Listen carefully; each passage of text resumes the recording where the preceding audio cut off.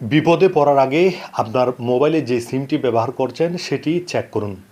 কেউ আপনার সিমটি হ্যাক করেছে কিনা, হ্যাক করে আপনার সকল তথ্য সে জেনে নিচ্ছে কিনা।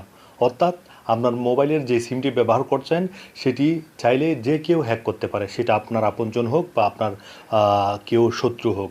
সেই চাইলে আপনার মোবাইলের যে সিমটি রয়েছে সেটি হ্যাক করে আপনি কার সাথে কথা কথা বলছেন, কার সাথে কি করছেন, সবগুলো সেই জানতে পারবে। এমনকি আপনার সকল তথ্য সেই হ্যাক করে নিয়ে যেতে পারবে এবং চুরি করতে পারবে।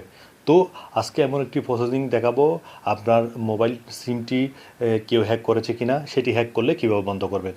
তো এটি দেখার জন্য আপনার মোবাইল থেকে *62# ডায়াল করবেন। ডায়াল করার পর ক্লিক করবেন। ক্লিক দেওয়ার পর এই ধরনের একটা অপশন আসবে।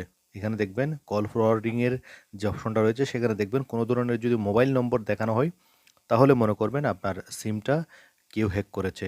সকল তথ্য সেই জেনে নিচ্ছে। আপনি কার সাথে কী করছেন, কথা বলছেন, সব জেনে নিবে। এটি বন্ধ করার জন্য এখন আপনাকে #0002# ডায়াল করতে হবে। এটি বন্ধ করার জন্য আবারও বলছি #0002# ডায়াল করতে হবে। ডায়াল করলে এই ধরনের অল ইউজ সাকসেসফুল নামে একটা অপশন আসবে, তাহলে মনে করবেন এটি বন্ধ হয়ে গেছে।